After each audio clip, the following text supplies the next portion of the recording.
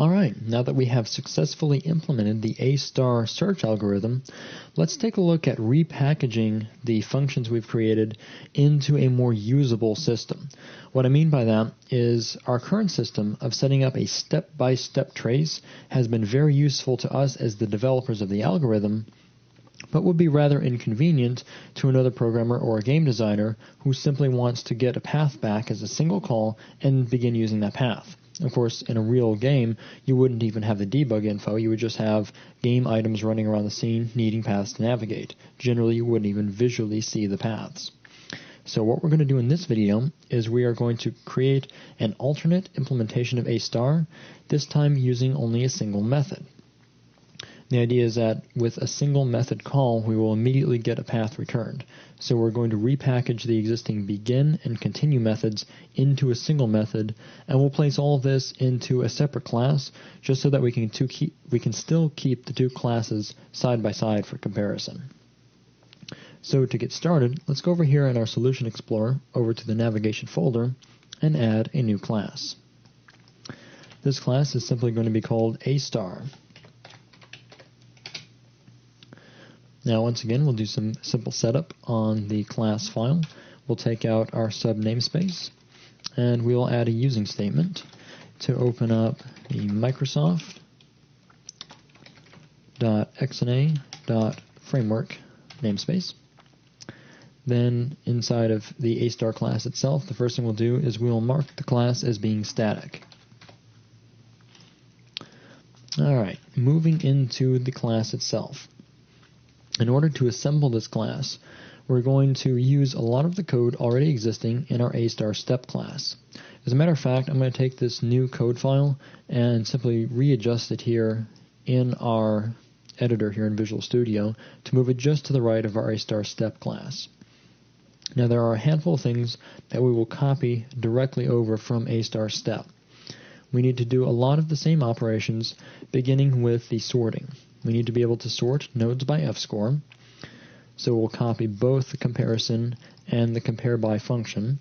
We'll of course also need to calculate an h-score, and once a path has been generated, we'll need to be able to build that path. So all of these things will get copied over to the new single call A* implementation. So let's begin here at the top.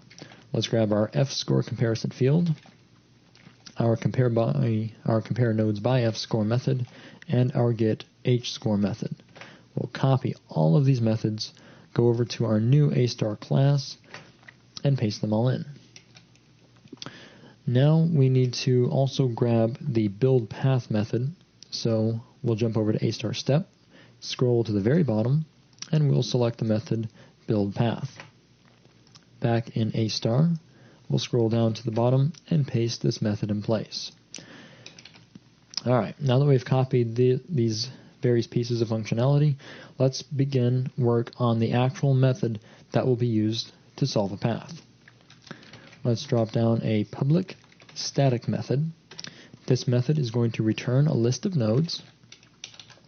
So we're going to return list of type node, and the method name is simply going to be findPath.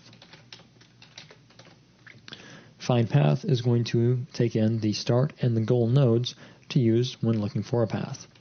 So we'll take in a node as start and a node as goal. Alright, now with this FindPath, the idea is that the functionality found in both begin and continue in the step method, that functionality is going to be combined all inside of the one FindPath method. So let's start with the begin method over in A* step.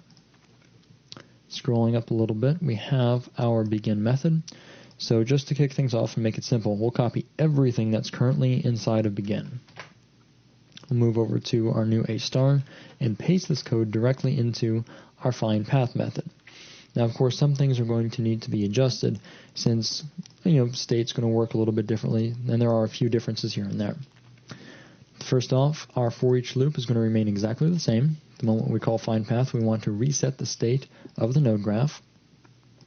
Next up, we don't have to remember the start and goal nodes in between calls because everything is going to be done to a single call to FindPath, meaning we can simply refer back to the start and goal nodes. so we don't need to remember those anywhere else. We'll simply delete both of those lines out. Now, when we're getting ready to return a path, we'll need to assemble a path and return it via the method's own return. So that means we are going to need to ready a list of nodes in order to hold the path. So we'll make a list of type node, and we will call this list path. And it will begin life with a value of null. The idea here is in A star step, we had a static field to hold the path. Here we're going to assemble this directly inside of the method call. Now our open list, we are of course going to need an open list as we search the node graph, but we don't have this defined as a field, so instead we will define it as a local variable. So this will also be a list of type node. And then everything else will remain the same. We need to instantiate that list, and we need to add the starting node to that list to get things kicked off. Now, of course, in progress doesn't exist anymore. We don't need to worry about storing that. Now, one thing we will do is at the very end of the method, we need to return the path, because, of course, the method is going to be returning a list of nodes. So we will simply return the path list. And then one thing I'll go ahead and note right here is we do still need to be able to indicate the difference between a path that was found and a scenario where no path can be found, such as earlier when we had the circle surrounding a grid and we didn't have connections between the two. We still need to be able to tell when a path could not be generated. In this case, we're going to say that a path value of null indicates that no path could be generated. This also eases the logic that we need to build here inside of findPath, since it starts out as null, so we simply say that we start out path as there being no path. If a path can be found, then path will get set using the buildPath method, otherwise it will remain null, indicating that no path could be found. Alright, that takes care of the begin functionality in getting the method kicked off. Now we need to implement the continue functionality. But in this case, we need to implement it so that continue runs automatically until finished, rather than executing when we hit the spacebar. In order to facilitate this automatic execution, we'll use a loop. We'll put together a while loop that is going to continue running as long as there are nodes to examine. So what that means is we will continue looping as long as the open list has nodes in it. So as long as openList.count is greater than 0, then we will continue looping. Alright, now the code that's going to go inside of this loop is the code to continue searching. So of course that's going to come from the A star step class from the continue method. And once again, to keep things simple as we're translating code over, I'm going to copy everything that is inside of the continue method. So here we have the end of our neighbor for loop, then we have the end of the method itself. So one up from this last closing brace, because that of course is the continue method brace. We'll copy all of this code, go back over to A star, and make sure that we paste this into the while loop. So we'll paste all of this code in place here. Now there are of course some things we'll need to adjust. First off, in progress is no longer relevant, so it gets erased entirely. Second, our return when count is 0 is no longer needed. We're actually doing this check using the while loop instead. So we no longer need to see if count is equal to 0 because we're only going to loop if it is greater than 0. So that can be removed as well. Now of course we can continue sorting. So sorting, selecting the current node, removing from open list, and closing the current node are all going to remain the same. Now a slight tweak needs to be done inside of our goal detection when we have found the goal node. Once again, in progress is no longer relevant. So we'll pull it out entirely. We will leave the line in place that is building the path, because instead of a path field we have a path local variable, but we can build that using build path, still passing in the goal. Now our return statement is going to need to return the path itself, because once again, the return needs to return a list of nodes. So here we simply say return path, and that way the method will return that path back out, and whoever called the findPath method will now have a path that they can use. You'll see that this clears up our last syntax error, and if we scroll to the bottom we can see that nothing else seems to need any form of adjustment. We have our final return, which is the indicator that we were not able to find a node. So just to point out what the restructuring has done to our logic, and that is, if we find the goal node, we terminate by returning the path. If we fail to find a node, that means we simply run out of nodes in the open list inside of our loop. We exit out of the loop and end up returning null because we never set path. Path will retain its original value of null from the beginning of the method, and that will indicate terminating without finding a goal. Alright, with everything put together and no syntax errors, I am going to build once, make sure that this code file gets saved out, and we're ready to try out our new implementation. Now, in order to test this, I'm also going to create a different way of interacting with A* from the editor that will allow us to calculate paths much more quickly. So let's switch over to the scene editor, and I'll briefly describe what we're going to do. We're going to create a scenario where we can hold down the Z key on the keyboard, and as long as that key is held, when we move the mouse around, we'll automatically find a node, whatever node is closest to the mouse, and calculate a path from the originally selected node to the node located by the mouse. This way we can simply watch paths get generated as we move the mouse around. Now, before we can do this, we do need to be able to find what node is closest to the mouse, or more simply, what node is closest to any given position. So we're going to begin by writing another helper method. So we'll scroll down to the very bottom of scene editor, right before the draw method. And we will put together a method called getClosestNode. From this method, we will return a node. So we'll make a method with a return type of node called getClosestNode.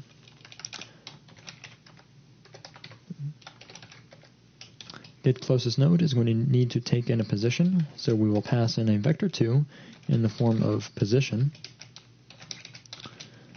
Then inside of this method, what we'll do is we will loop through all of the nodes one by one, comparing their distance from the distance to the mouse.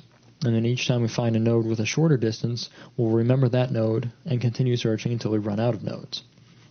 Now, in order to tell if a node is the closest one, we need to both remember what that node was and what the current shortest distance is. So we'll make a node called result, and we'll set that to start out with as null. Then we'll make a floating point variable called shortest distance,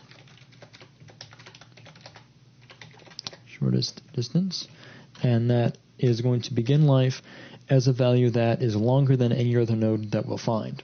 And a convenient way we can do this inside of C# is leverage the fact that float has the built-in constant positive infinity. If we scroll down here, we actually have the mathematical representation of infinity, and this makes a very convenient value because this will of course be longer than any of the real values that we can calculate from any given node. So this simply guarantees that as we compare nodes, no matter how far apart they are, we will know that they'll be shorter than infinity. So let's put together a for loop that will iterate through all nodes. We'll use a for each to say for each node in all of our nodes. So once again, we need to use of type to filter out nodes from the actor list. So let's grab actor.actors.of_type, passing in the type of node, open closing parenthesis to make the call, and then that'll take care of getting something we can iterate through. Inside of the for loop now, we need to do a distance calculation between the position we've been fed and the nodes that we're finding. So we'll make a float called distance and set it to be equal to vector2.distance between the current node's position and the position parameter. Alright, using this distance, we'll now check and see if the distance we just found is closer, or rather shorter, than the shortest distance. So if distance is less than shortest distance, then we know that we have found a node that is closer than any other node we found so far. So we will reset result to be equal to node, and we will update shortest distance to be equal to the current distance. And we will continue looping through all of the nodes, recording if that node happens to be closer. Once we're done sorting through nodes, we will simply return the result node. So in the case that there are no nodes in the actors list, we will of course simply return null. So to be completely safe when using this method, we will need to do a check to make sure the node that gets returned is not null. Alright, let's scroll back up and let's put together some input code so we can test out our new pathfinding. We'll scroll up here to the very bottom of the keyboard input section right below the space key, and we will make a new else if statement. So what we'll do, actually let's think about this for a minute. Before we progress into the key press state, let's think about how this code is going to need to work. We actually want to generate the path as the mouse moves around. We want to select a node, hit Z, and move the mouse. That means we actually need to recalculate based on mouse movements, not on keyboard key presses. Because of course we'll get the key press for the Z key, but we won't get key presses of course when we move the mouse. So we'll actually need to place this code inside of the mouse move method. So here inside of mouse move, what we'll do, let me scroll down just a little bit. Before we do a check to see if we want to move nodes, let's do a check and see if the Z key is held and if there is an actor selection. So inside of mouse move, of course, in order to check keys, we'll have to ask keyboard input if a certain key is pressed. We'll say if keyboard input dot is key down, that's is key down, then we can pass in keys.z. So if we're holding the Z key and there is an actor selected, because of course we need to know what actor we're starting at. So we'll say and actor.selection.count is greater than 0. If this case is true, then we can assemble some nodes to find a path between. We need to, of course, assemble two nodes, a start and a goal. The start node is going to be the node that's currently selected. So we can make a node variable called start and simply set that to actor.selection sub 0. Of course, we do want to cast that over to a node in order to store it in the node variable. Next, we need to calculate the goal node. And the goal is going to be whatever node is closest to the mouse. So we'll make a node called goal and set that to be equal to get closest node, where we pass in the position of the mouse. Here we're in the mouse move handler, so of course we have the current position of the mouse, and we'll simply pass that position along to get closest node. Alright, now that we have both of these nodes, we need to make sure that both of these objects are actually nodes. So we'll make an if statement and say if start is not equal to null and goal is not equal to null, then we do in fact have two nodes and we can find a path between them. So at this point we're finally ready to use our new implementation of A star. So we're going to grab the class A star and we are going to invoke the findPath method. FindPath is going to need the start and the goal. We'll simply pass the variables start and goal along, end off the statement, and that will take care of issuing the call. Now, of course, FindPath is returning a list of nodes as a path, but we don't have anything to do with that path yet, so we're not even going to worry about storing it. All we're relying on is the fact that as the algorithm runs, it's going to update the state of the nodes, and the nodes are going to in turn draw that using their debug visuals. So, let's build, and let's try out our new form of pathfinding. I'm going to begin by selecting a node, then I'm going to hold the Z key, and begin moving the mouse. You can see as soon as I move the mouse near a node, a path gets generated. And as I move the mouse around, we can see this path trace out to wherever the mouse is currently located. So now we have a very interesting scenario where we can basically walk across this grid and see paths being generated on the fly. This is very useful for testing the efficiency of the algorithm because now we can generate paths in a much more dynamic manner. All you have to do is pick a start, and then you can solve any other point on the grid simply by moving the mouse. So you can much more quickly see that it's more expensive to solve one past than one earlier, as we can see a lot more nodes light up in the closed list. We can see that we still have a lot of efficiency being employed, as even with this further path, we're only exploring nodes a few above and a few below, rather than a lot of nodes on the grid. So with this in place now, we can see that our new implementation of A star is indeed working. We've got everything moved over into a single call-based implementation. And we've also put in a more efficient mechanism for testing the pathfinding. So with this will bring this video to a close.